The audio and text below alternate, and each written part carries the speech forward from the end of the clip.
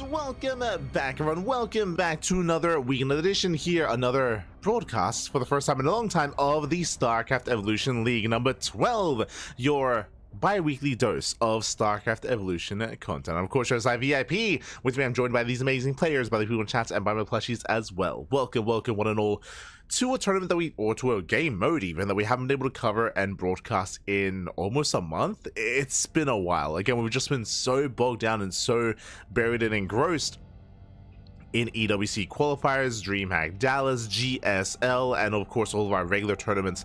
Because of that, certain events have fallen by the wayside, have been put on the back burner, like StarCraft Evolution League or like Kung Fu Cup, some other show matches. I think we spoke about this earlier, but right now we are kind of we're overbooked. We are overbooked when it comes to what we can cast. We are just casting so much StarCraft, especially because of EWC, and because of that, there are a lot of events that we just can't cover live because we're casting other tournaments. We're just non-stop live, non-stop StarCraft. Because of that, we're here to catch up. We're here to catch up with some events that did transpire a week ago or even 2 weeks ago. Events like StarCraft Evolution League, events like Kung Fu Cup as well. But as we get into this, a big shout out to Bond Gameplay in the chat. Gracias, thank you so much. Gracias por el raid. Hope you had a great stream. Hope you had a great time. Hope you had a great ladder session or cast as well. Bond Gameplay, of course, a Spanish cast from Spain. Gracias. Bienvenidos, baby. Bienvenidos. Welcome, one and all. Also, a big shout out to Babylings as well. Thank you so much, Babylings. I still can't believe it's been so long. But thank you so much for resubscribing for, what was it, 37 months? Crazy. 37 months. It's so long. Thank you. Thank you so much for the support. Always. And again, thank you so much for the raid as well, as we're here to jump into the StarCraft Evolution League. Oh boy. Now, when it comes to this league, when it comes to this tournament, if you're maybe tuning in for the first time, you may be hearing me and maybe wondering, that game mode, what do you mean? This is not your typical StarCraft 2 tournament. This is StarCraft Evolution. This is a mod. This is a mod that, of course, does blend together Brood War and StarCraft 2 as separate races and does pit them against each other.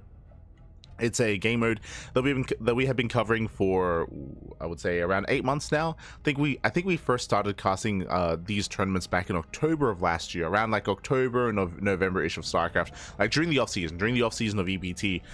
Sorry, the off season of EWC. I think is a better way of putting it nowadays. But during that off season, we were all over StarCraft Evolution. I believe we had the League, of course, back in December, the end of year championship, I should say. And since then, we have been broadcasting and covering these matches since, and it has been slowly gaining popularity, especially from the players, from the Koreans, from some of the Europeans as well. So it's been really great to see them kind of dip their toes into a new game mode, especially the CIS region and the Korean region did embrace it a little bit more so than others, and it has been a lot of fun to see evolve over time, no pun intended. Of course, there have been changes to the game, and there have been updates as well. Nothing major since the last time we casted, I will say that. But that is also partly because, for those who remember, the arcade has been broken for a little bit, so that has kind of stopped any kind of updates or any kind of publishing of new game modes and updates on SC Evo. But here we go. Let us switch things over and catch up on the brackets. Let's figure out where we are and where we are headed. Bam! We have our quarterfinals. When it comes to our matches here, we're going to be covering every single series. We do have some replays of the round of 16, but we'd be here all day if we casted everything. So we're going to be casting all of the quarterfinals matches. From the top, we have 3 points, 3 Point versus Prome. 3 Point, I would say, is one of the best Zerg players in StarCraft Evolution. I would currently pin him as second, just behind Shin. I would say Shin number 1. Oh, actually, I was gonna say 3 Point number 2. Wayne has been devoting a lot of time. Wayne and Young Yakov, they've both been devoting a lot of time to StarCraft Evolution, at least during the off-season, and they have been improving a lot in this game mode as well, so I do also have to take them into consideration when it comes to the top Zerg players in StarCraft Evolution. Meanwhile, we have Prome, the Code A champion. Prome, he has won, I want to say, 4 back-to-back StarCraft Evolution Code A tournaments. If you're curious, the Code A tournaments are MMR restricted events. They're MMR restricted, so they're a little bit more designed for the more kind of semi-pro level of players, and that's where Prome has been popping off and winning so many of them.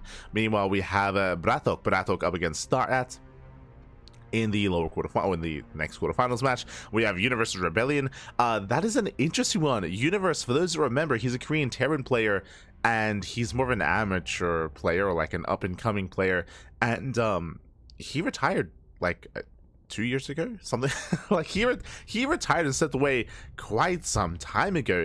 I want to say, did he go to the military with Potato Pleb? I think he might have, but I believe he left it to his military service. Universe has been a long time since I've seen his face in a bracket, so really surprising to see. If you remember, he even started organizing and hosting tournaments, show matches. I remember he reached out. And we did host some Universe best of 7 show matches, like that was back in like 2013, I want to say. So yeah, it's been a couple of years since I've seen Universe. Really cool to see him return, and we'll see how he compares to everyone else. It's interesting to see him dip his toes into StarCraft Evolution. I haven't seen him play in any StarCraft 2 tournaments yet, but now I'll be keeping my eye open for Universe to see if he does show up in other tournaments. Likewise, we have Kiwian versus Rumi, Kiwian aka TOP. I'll say that Kiwian, he's one of the best Terran players currently in StarCraft Evolution. I say that, I mean, number 1's going to be Bjorn, number 2 probably Spirit, number 3, I still have a lot of love for Quanta, but Quanta has been playing less recently. Like, Quanta has been less active. My heart goes out to Quanta. Like, really unfortunate things happened. Really unfortunate events happened to Quanta, and always do wish him the best. And I haven't heard from him in a while, so I hope he's okay. Hope Quanta is okay. So much love to Quanta. I'm sure we'll be seeing him once again at some point, I'm sure. And we have Rumieth. Rumieth, who's also more of an up and coming Zerg player. He's like top 5, I'll say, maybe top 5 Zerg in StarCraft Evolution. He's strong in his own right. So yeah, we have a nice variety of matches up ahead of us. And up first, we are going to be jumping into 3-point versus Prone. Let's go. Let us go. So we are going to be jumping into that first series, jumping into our first match. Wikipedia says this of Universe military service started 2024 and ending 2026. Oh, there you go. I'd assumed that he had gone to conduct his military, so yeah, I was pretty sure. I was pretty sure that's where he was. That's why it's been a while since we've seen him. Apparently, still conducting his military service. So there you go. There you go. Thank you for letting us know. As we are jumping into our first series of the broadcast, and this morning in the bottom right hand corner of Maganatha, we have the South Korean Protoss player. We have the pink Protoss. It is pink Protoss player. It is Prome for Among SC2 People. And spawning in the top left hand corner, we have the red Zerg player. We have the South Korean Zerg, the current Brood War Zerg player. It is 3 points. Let us go. And again, this mod does pin together different versions of each race against each other. And here we go. We have Prome as SC2 Protoss, and we have 3 point as Brood War Zerg. Let us go. And again, it's been like 3 weeks since we've casted StarCraft Evolution, so races are a lot more common just because, just to be able to keep up with your larva, just to be able to keep up with your production as well.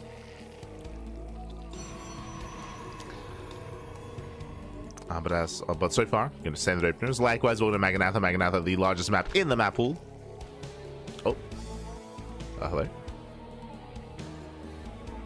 Is the stream okay? Everything's okay on my end. Oh, no, I spoke too.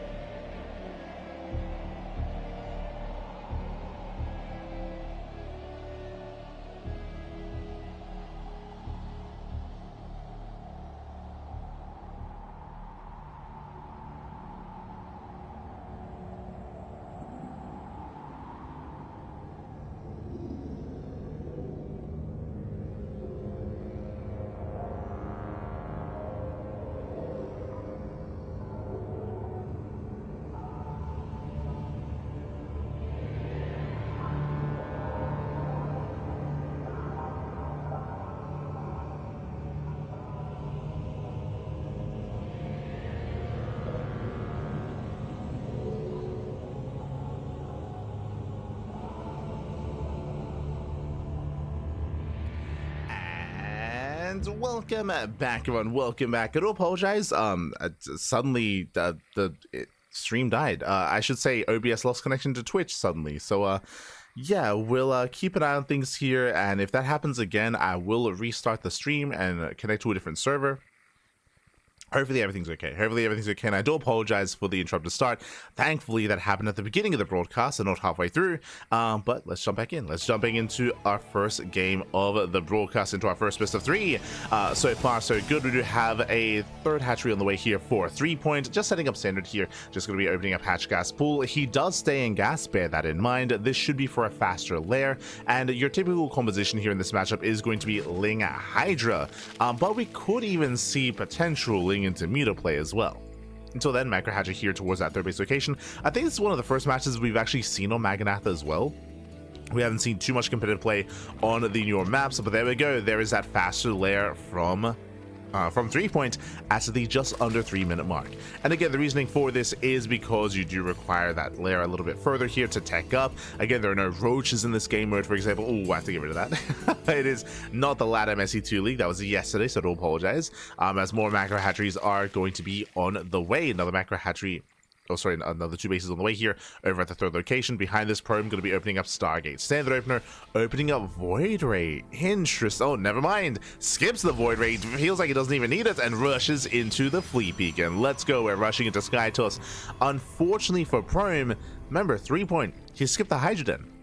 As a reminder, Hydra Tech is not lair based, it is hatch based in Brood War. So this has to be Spire. This has to be Spire or a rush into like spellcasters, into like ultras, for example.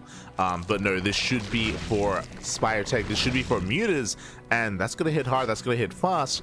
And Prome has no way to punish. He has no way to punish this. Now we have the Void Ray in the way, and again, the goal here should be to rush into Carrier or Tempest, but the mutas are on the horizon, and so far Prome has zero vision as to what's going on. The reasoning for this, he's not being active with the Adepts, only just now moving out. Likewise, no Oracle means also lack of scouting and lack of information. Aye. As there we go, the Void Ray does move out.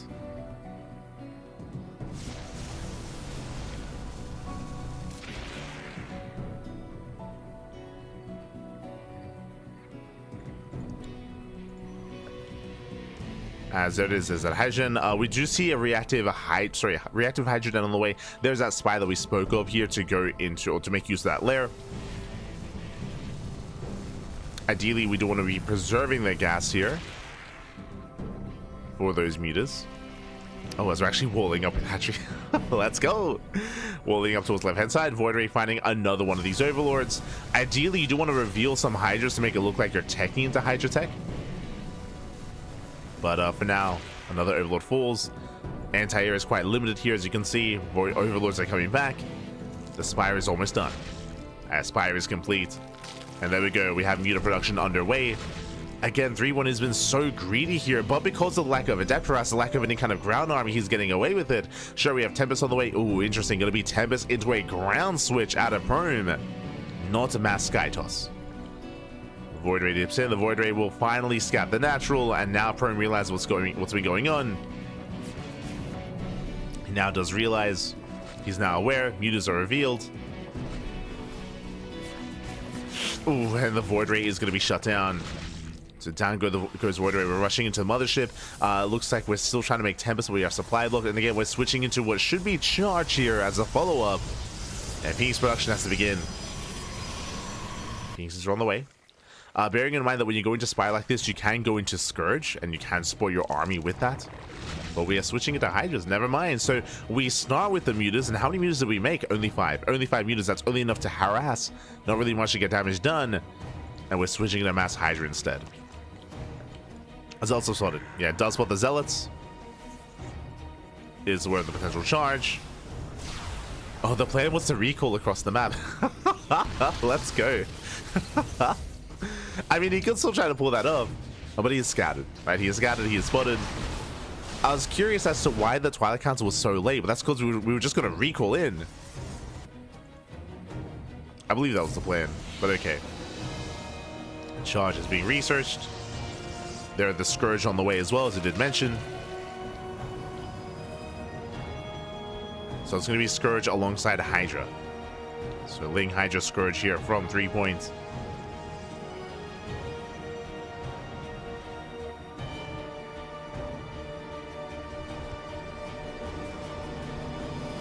As the army is still building up. Again, this is essentially a 2-base all-in, so 2-base all-in out of Prome, 3-point claiming a 4th base, amassing up more Scourge, more Hydras, more Lings. Now, we don't want to overmake Scourge. We have a lot of Scourge on the way. It's going to be 18 Scourge here for 3-point, and there's only a couple of units in the sky. And again, the Phoenixes don't really matter too much here, especially because we're out of mutas. We're done with the mutas. Scourge looking to collapse in on the Tempest. Tempest is no longer for this world. Tempest goes down. Another Phoenix! Oh my god. Nice kiting. Yes, they find out, no, but almost gets caught out. Hydra's moving in. And again, the Scourge is not really meant for the Phoenixes, they're meant for now the Mothership. The Scourge are moving in.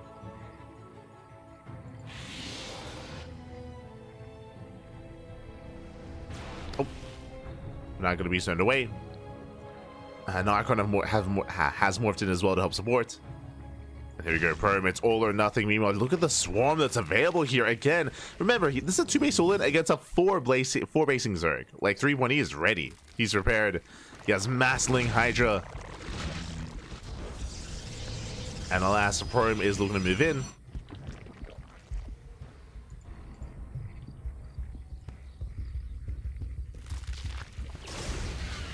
Hatching out a couple of stray Scourge. Let's go.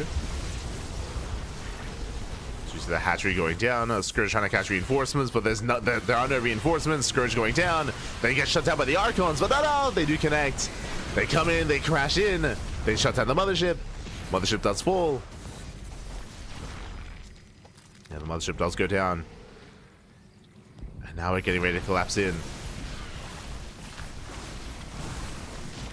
The choke point working against 3-point here. As Lings, of course, are a melee-based army. Meanwhile, they come in from behind. We have a proxy gateway on the way. And trying to catch reinforcements. 3-point throwing away some units here. This is getting dicey. Again, without lurkers, Shasha Archon can trade very efficiently, but we have Spine Coolers or Sunken Colonies as well. Now collapsing in, takes out the first colony. Phoenixes, they do what they can. And again, the Zealots Archon, they trade very well here pushing through, but do they have enough? No, not enough Zealots, barely not enough. We run out of Zealots, the Archons are getting choked up. Lings are coming in for the surround, they lock down the army. And 3-point, he will hold. He will hold. It was an efficient fight out of Prome, but the problem is Prome is all in. The problem is Prome has limited resources, limited army, and he's running out. He's just running out of forces here. Again, the all-in has failed. 3 points. He didn't overdrone, didn't oversaturate. He may have lost a base, but again, he only droned up to 58. That is even less than 3 base sets saturation. And he starter steps in. He starter steps in. He sends it back. Let's go. Yeah, there we go. GG gets called, does break through, and with that, 3 points will take game number 1. Whew. GG. 3-point does take a lead in the series. Again, it was an interesting build out of Prome to go for a Stargate opener into Tempest, into Mothership, into 2-base charge all in. Unfortunately, 3-point, he had full vision in the sense that he saw that there was no third, he saw there were no expansions, so he didn't overdrone. He did get up to a high hatchery count, but it was just there for larva. Again, he only droned up to 58, that is less than 3-base saturation, and maxed out on Ling Hydra. And we saw that Prome, his armor was trading very well, trading very efficiently, that is true. But he was all in, you know, he had, again, limited capacity here with how much he could create, how much he could make, and in the end, he was overwhelmed. GG. GG, well played. With that, congratulations. 3 points will take game 1 in the series, and we'll see if he can continue this streak.